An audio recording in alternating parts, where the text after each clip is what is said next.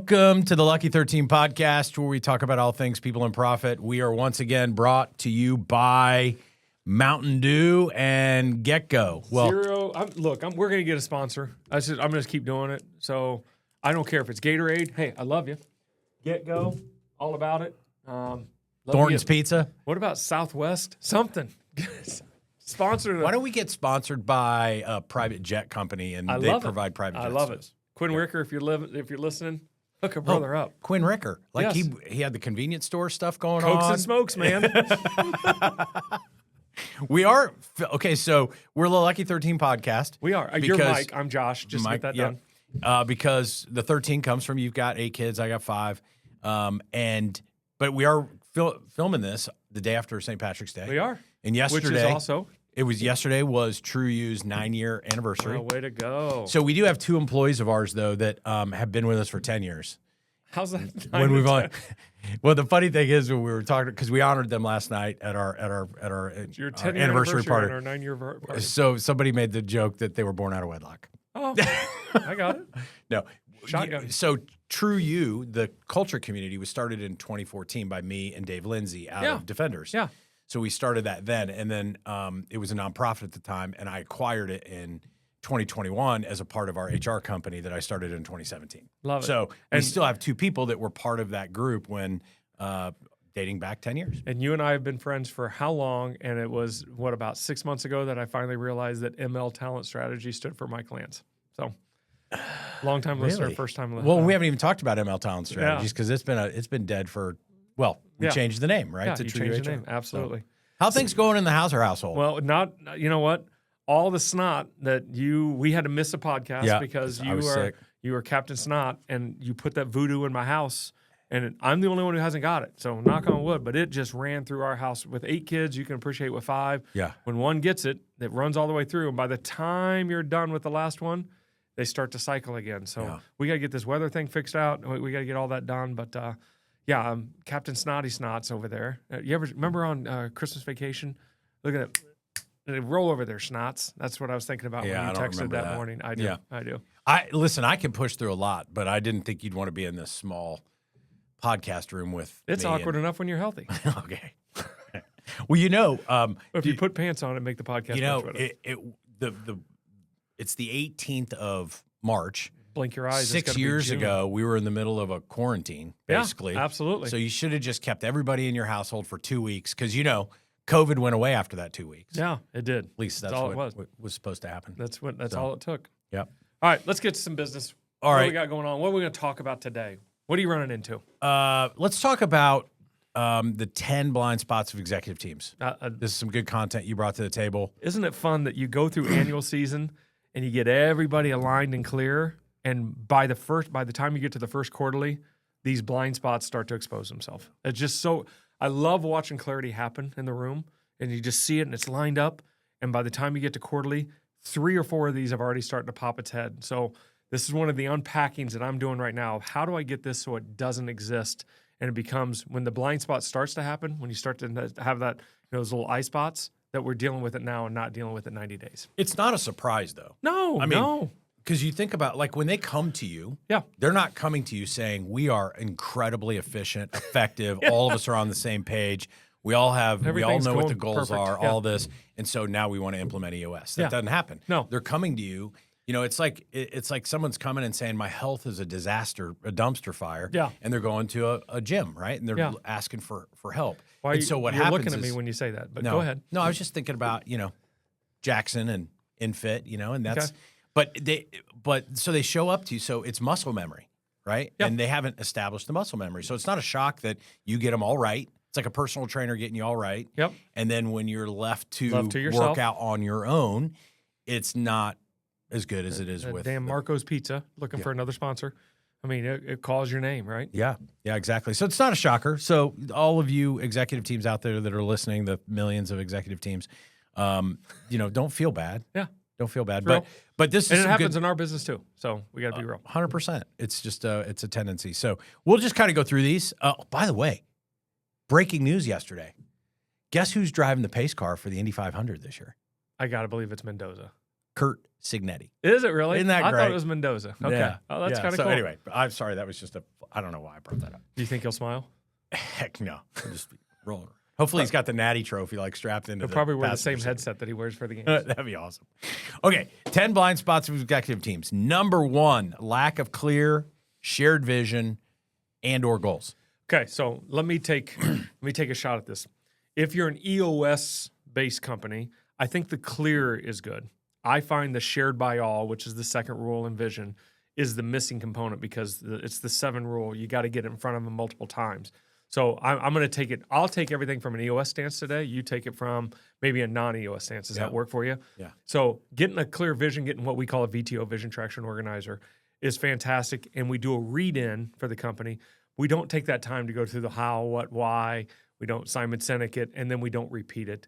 And I think that's where the shared part comes in. And so what happens is it carries, I call it the motivation standard. It bounces down the hall like a ping pong ball. And within a week, it's just rolling, and it's no longer there. Yeah, and so then I'm so totally agree. One question that I would have though is, how do you get it shared? What are all the ways? So, well, I know how you can share it with the organization, but is it truly shared when it's coming out of the session room? Yeah. So and is everybody truly bought in? So I just was able to attend. Beth Fay just wrote a book for EOS called Rollout. Highly recommend everybody get that book if you're an EOS user.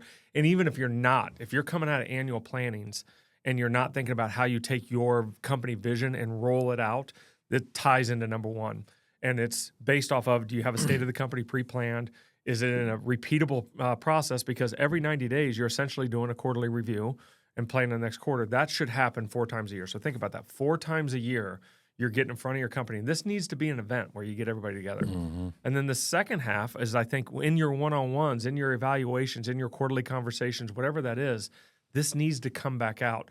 Because if I don't care if I'm 3rd on the line or 9th on the line, I need to remind myself of what work I do and how it affects the overall picture of the company, and make sure that that's something that I see that I'm a part of and can be a part of. Yeah. Does that make sense to you? Yeah, it makes total sense. And I think when you set up ground rules that are in the session room when you're coming up with this kind of stuff, one of them is open and honest, right? Always. And then one of them also is, when we leave this room, whatever decisions have been made, 100% we're supporting those, right?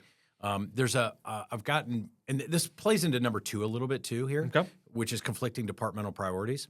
I've gotten back into, I've read it like 4 or 5 times, The Five Dysfunctions of a Team. Just finished it. Patrick Lencioni. Absolutely. And one of the things that they talk about in there is, there's a question that's asked in there.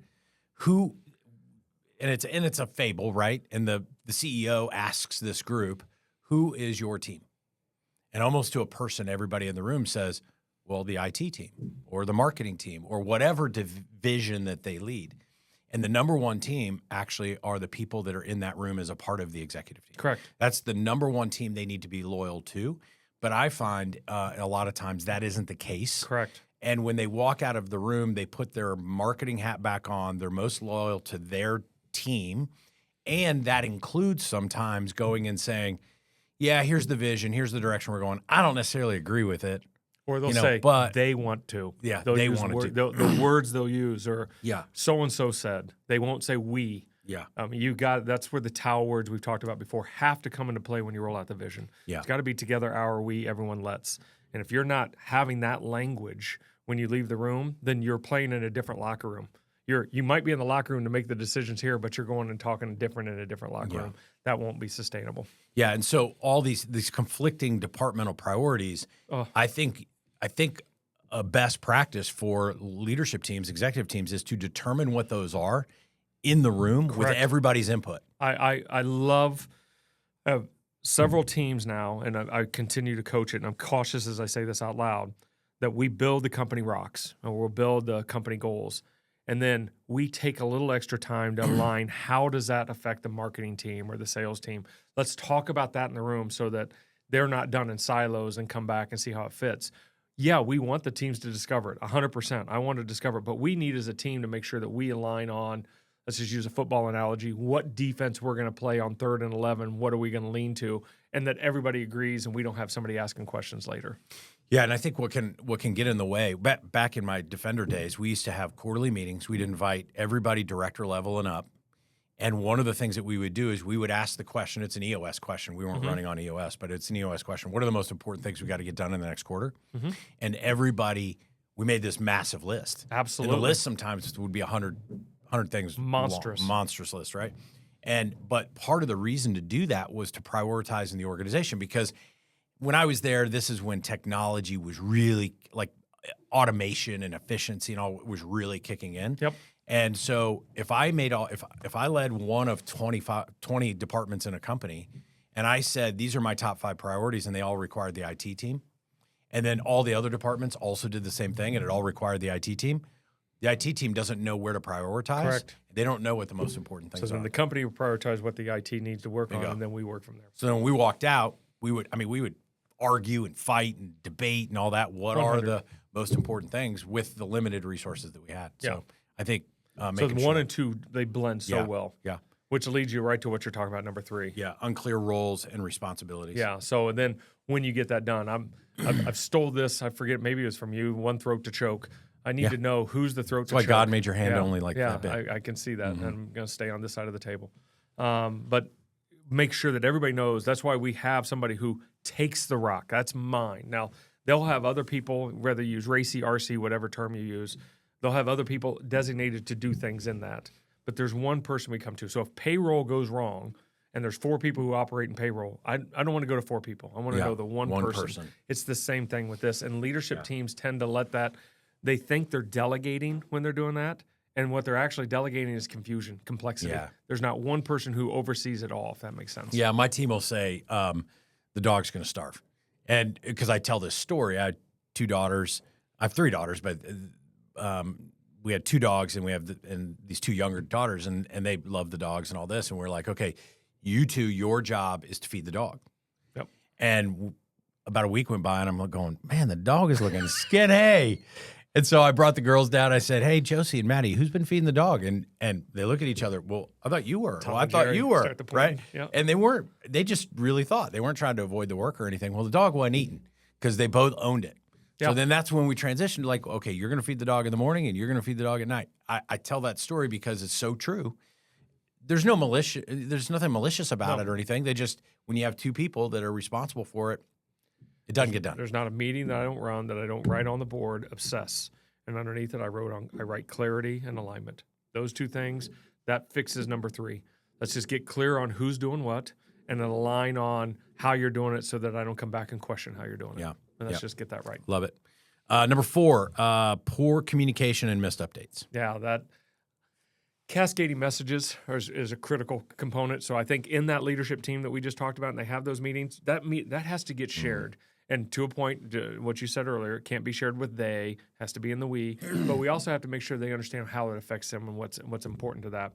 But when you share that, and then that update is done 2 days later rather than in the immediate when it was needed, does that make sense? It's I always call it, when the dog poops on the floor on Tuesday and you scold him on Friday. He forgot. He forgot. It's the same thing. The missed update is critical, that you have to get the update on a deadline. I'll steal Brian Neal, one of ours, clear future dates, clear future times. When is that going to be updated? And we all agree it's got to be done by Wednesday at 2. Everybody in the organization needs to know this. Yeah, I remember we got some feedback once. I'd been at Defenders for 3 or 4 years, and every Thursday we had what was called the BIT meeting. BIT was Business Improvement Team, and it was our executive team. And we'd go into this room for hours. Like we didn't have a 90-minute L10. It was literally, we walked into the room, and when the meeting was over, and what determined whether the meeting was over is if we had discussed everything that had to be discussed, solved all the problems and all that. So it was a brainstorm dump and then a solving session. Yeah, for the most part. What we realized after a few years of doing it this way is everybody in the company dreaded those days because they didn't know what was going on in there. Oh, and they didn't know how their world was going to change when they came out. Every time they come out, something happens to me. Yeah. And because we did a horrible job communicating, one, what those meetings were all about. We did a horrible job communicating what we could share about what we discussed, because not everything can you share. Oh, yeah, absolutely. And communicating how that might change priorities for the rest of the organization, right? And so we got a ton better with it, right? Yeah. It was no longer kind of a black box meeting. We were a little bit more. We even moved into a room that had glass on the outside, so people could actually see us in there. And think about that. What you created was, first of all, you had an awareness, and you created a culture that allowed other people in the organization to tell you that, hey, I appreciate you guys going into that, but it's driving us nuts. Yeah. So then you had to make adaptations to accelerate the company. That's just I listen for those things all the time. Awareness is the greatest gift and curse. And so good call out on that. How about ego and personal agendas driving decisions? It's just corporate America, blah. It's me first. How's this benefit me first? I'm a greater good guy. I'm a greater good of the company. So what's in the greater good of the company? And if you start with that mindset, I think intent, when you walk in the room, you got to check your intent before you go in. If your intent's to go in and salvage something about you or make a land grab, that's not going to be a healthy meeting for the company. You might walk out feeling good, but you didn't help the company, and that's going to make things complex. Yeah, and this is, ego and personal agendas is certainly something that shows up in every executive team, I think. Oh, yeah. Right? And I think it's important that the people in the room call it out when they see it. Check it. And it's sometimes a difficult thing to call out. But one of the things that I've just really encouraged executive teams is it's almost like a mental thing that before you walk in the door, you've got to understand what is the most important thing to get out of that meeting, and that is to move the business forward. And I've told this story before that we used to have a mindset of if you and I were meeting, there were actually three of us. It was you and me and Mother Defender, right? And everything, no matter what, if you can have all the ego you want, but we're not walking out of here with decisions that aren't going to benefit Mother Defender. Correct. And that's hard for some people to do. It's hard for them to take off the marketing hat and make decisions for the best interest of the company, not for the marketing department. It's hard to take off your personal hat. Yeah. Any tips I want to raise. on I that? want something. Well, I think the tips and trips you called out is that when it's in the room, you got to have a culture that calls it out. Hey, I'm just checking you real quick. Feels like this is more about you than it is about us, and that's hard to say. We talked about this, but hard makes it simple. You're not attacking a person; you're attacking a problem that the person brought into the room. And so be willing to have that conversation. But prior to you going in, I'm a big believer, you write. What do I want to get out of this meeting for the greater good of the company? And am I serving myself or am I serving the company? And that sounds terrible because you're like, we all got to take care of ourselves. I get that. But is taking care of what you need at the detriment of others, I don't know if that's a benefit. Yeah. And so just take that 10 minutes before you go in. Just clear your brain because we got file folders open from all the crap sandwiches everybody's getting. Close those file folders, open a blank sheet of paper, and walk in. Yeah. Here's a kind of a sidebar. When you say we've got all these file folders open, what's your take on technology in executive team meetings? Well, I'm seeing it more and more. Yeah. I still believe it's ink to think first. So I think you dump your brain first before you get the computer out, unless you need data points. I don't mind pulling tech out if you need data points. Now, I'd prefer those to be printed. So if I'm in a room, I print those. We'll open the computers after, if that makes sense to you. I want to dump your brain. I want to get what's in that head first, because a lot of us have that. We're going to leverage this, and the reality is, the moment we open that thing up, it creates distractions. But yeah, ChatGPT can challenge you, or Claude can challenge you. Those things are real, but I want to make sure I want to tap out this thing first before I tap into that. Yeah, that's me. This is a discussion that's going. It's so weird. One company will kind of bring this up, and then a topic up, and then like for the next month, I'm hearing all of these companies. Like return to work was a thing for a while, and this seems to be something because we're so, especially if we use things like 90 or Success.co or something like that to run our meetings. But then when it's up, you also have then the alerts that you got an email and a text and all this kind of stuff. Shut off all the notifications. I mean, there's just rules, tools, and disciplines. All notifications shut off. Shut off this, that, and the other. The only thing we should see is either the spreadsheet that we're looking at, I prefer that we all see the same screen. Yeah, I don't want us on 9 different screens. Yeah, makes sense. The ego and personal agendas driving decisions. That it's interesting. It's funny that we both have just gotten back into the 5 dysfunctions because number 6, lack of trust between executives. That is foundational to a dysfunctional team if you have lack of trust. 100. And I'm glad you referenced 5 dysfunctions. Yeah, I'm kind of hip. I know. You feel me? I'm going to clap like this now. Okay. For those who didn't see at home, I did the finger clap. I believe there's a shorthand in the 5 dysfunctions book. If you go to the back of 5 dysfunctions, I think it starts at that's right. page 192, 193. Yeah, something like that. I think those questions are so clear and so easy. Just go through those questions and dive into those. Yeah. I mean, that is, to me, the secret sauce of it's one of those things that are causing dysfunction or one of those things that we're just lacking to be our absolute best. And if you just call that out and have a deeper discussion around it, I feel like it exposes everything. Yeah, there's a distinction in the book a bit because I've always thought about lack of trust. Like, I need to be able to trust you, which means that you're going to do what you say you're going to do. Yeah. Right.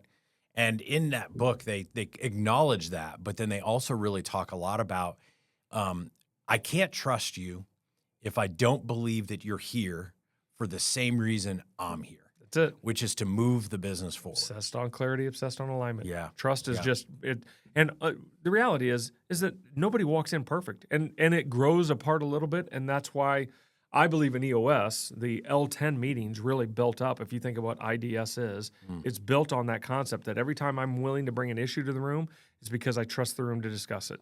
Every time if you think about the 5 dysfunctions, that I'm able to have conflict in the room, discussion, is because I feel like I can have heated discussions in the room, hard discussions in the room, because I have a trust foundation. And then every time I solve an issue, I'm actually working on commitment. If you think about 5 dysfunctions, which is trust, conflict, commitment, IDS line up right with that. Yeah. And then when I sign a to-do, that's accountability. And when I show up next week with it done, that's results. And so I really believe the L10 meeting, as much people think it's about running the company, I think it's about number 6. Yeah, that makes sense. And I think the trust between executives just happens by doing all of these other things, for sure. So, and it's okay to do clear the air meetings and deeper dives and know those things. Number 7, inconsistent decision-making across the organization. No, blind spots. So I get heated conversations. If the information's changed, I'm willing to make a different decision. But I can't make a different decision based off personality. And that's what I see. When I see inconsistent, it's that I won't have the hard conversation with Joni and Chachi. They give me 2 different perspectives, and I'm a pleaser leader, and I'm going to have that conversation differently in both of those situations. Or people will perceive the fair and equal, right? What's being fair and equal? Sometimes equality doesn't fit in the room. You have to be fair in the room, if that makes sense. And so this situation, this is the fair answer, and this is the fair answer. And so this inconsistent decision-making starts to blow itself up. And the reality is you just have to deal with it. You have to face it. Yeah, and I think a decision-making framework for an organization to adopt that is always helpful because what I find sometimes is this is how we make decisions in sales, and this is how we make decisions in IT. And it's very different and not aligned at all. Every situation's a little bit different, but if the decision-making process is less scrutinized in IT than it is in sales, then you start to get this finger pointing. Well, why did he get to do it? And why were they able to spend 20% outside their budget? And we weren't. Yeah, I think of Dan Sullivan's built strategy circles and things like that just to lead you through those conversations. But to your point, what that looks like in IT and what it looks like in HR and what it looks like in sales, those are different decision mechanisms that they're going to make. Yeah, we find it a lot in the HR work that we do in hiring decisions. Oh, of course. And so you start to get this, you look at the organization and you're like, okay, this department has truly all A players, however a company defines that. But over here, it's B or C players, right? And so why won't we hire a B person over here, but it's okay to hire them over here? Right. And so we spend a lot of time with companies coming in and creating a shared definition of what great looks like from a team. And they got to get to the point where it's discovered too. Yep. Number 8, misaligned metrics and incentives. Yeah. This goes both ways on the metric side. So let's go to the metrics. I see goals set that are astronomically impossible and you live in the red all quarter and you feel like you're failing. And then we're like, okay, let's hyperextend. Let's go the opposite way and we'll set metrics up that we can achieve, and then you're not growing the company, and it's finding that happy median. And then, of course, then are we measuring the right things? So that's half of that conversation is the metrics. I always look at over the next 13 weeks, if I just showed you this piece of paper with these metrics and you hit them, would it tell you everything you need to know about the organization, where you need to put your focus and what's going right? And if it doesn't, that's a misaligned metric. Yeah, and making sure that they're lead type things, right? Of course. Not results driven. Yeah. So we can look at profit all day long as an example, but by the time you're looking at profit, everything else is already taken place, and you might be able to go impact the next quarter, but you can't impact the quarter. 49 dominoes have fell, and you're looking at the 50th, and you have no idea what happened to the other 49. Yeah, right. And then the incentive side, man, the compensation conversation. We've had thousands of these in here. I think you got to make sure that you're aligning those incentives that are, let's just go back to the third person in the room. Are those incentives that we're aligning going to, benefit you, benefit me, but benefit the greater good of the company at the same time? There has to be that triangle relationship. And I think an important thing on the incentives too is that you've got, and it plays in with metrics, right? You've got to give them a metric, and the incentive has to align with that metric of things they can control. Yeah. Right? Because if they can't control it, then they're not going to be motivated to go hit it, because they might be, I can go get this done, but if this person doesn't get it done also, and we're tied to the same thing, it's fun that I'm seeing teams align measurables rather than have one measurable. They're aligning team measurables, and I love the concept, but there is a little bit of conflict in that, right? So if the team needs to hit 10, and there's 3 of us, I'm 3, you're 3, somebody's got to be the 4. And so who's going to carry that? And then the week that I'm a 2 and the team doesn't hit the 10, what does that look like? So there's some creativity in there, but it's definitely a blind spot executive teams oftentimes don't look at. Yeah, and I think it can be a combination of both. Yeah, of right? course. It can be like, if you hit yours, we're going to incent you for that. And then there's a kicker if the whole team does it. Correct. So it incents so that you don't to shut down at yours and you try to either coaching somebody to hit their number or you'll pick up the slack while they're going through something. Hey, I've hit mine. I know you're off a little bit this quarter. What can I do to help you? Correct. Right. So avoidance of healthy conflict. We just talked about that, man. That's the worst conflict is the avoidance. Just walking away from it. You got Buffalo mentality. We've talked about see the storm. 24-hour rules, pushing more and more, and then the triangle rule. So 24-hour rule, the moment there's conflict, don't feel like you have to dive into it right then. Now, that's not how I raise my kids. They act up at Dairy Queen. Well, we're going to deal with it at Dairy Queen. Just my kids always laugh about that. You want to show your ass? I'm going to show your ass. Mm-hmm. That was the room. Are we allowed to say that one? Okay. Yeah, I think so. All right. But maybe that sometimes we got to take that step back and think about or gather ourselves. But I think you got to act on it in 24 hours. Dog poops on the floor. Got to take care of it. But then at the same token, we have to be aware of sometimes I heard this story, the triangle conversation has to happen. Bring all 3 parties in. Don't secondhand conflict address. Get to the root of the conflict, which usually has 2 people involved, and you're the third. Get all 3 people in the room. Yeah, 100%. And then the last one is number 10. And this one, I think this should be number 1. Maybe it's ranking that 10 is the highest, like a scale of 1 to 10. Yeah, it could be. Weak leadership from the CEO. Give me examples of things that... I got to tell you, listen, in the EOS model, somebody is the decision maker, right? Correct. So if there's an impasse, so you have somebody that you look at and you say, what's the decision? Yeah, we're at a fork in the road. Nobody knows where to go. What do we do? And I think that an area for CEOs to strengthen their leadership is taking a stand and saying, I appreciate everybody's input. People want to be heard. Okay, what I find is that they kind of don't care as much as if you take their idea. They just want to know that they were heard and that you acknowledged it and you thought about it and evaluated it. Yep. But then a CEO's got to make a decision. And man, how many meetings go by sometimes and no decision is made? We just keep kicking the can down the road. It's the worst decision. Because the CEO won't make a decision. This is where I've said it on podcasts in the past. I believe the Marshall-Falk principle applies here. Is that a great CEO believes that he doesn't have to make the right decision, but we do have to make our decisions right. But it starts with somebody making that decision. Yeah. So I'm going to make the decision. And if this decision's wrong, I'm going to lean on, I'll take the hit for it, and we're all going to go make that decision right. But we can't sit by and not make decisions anymore.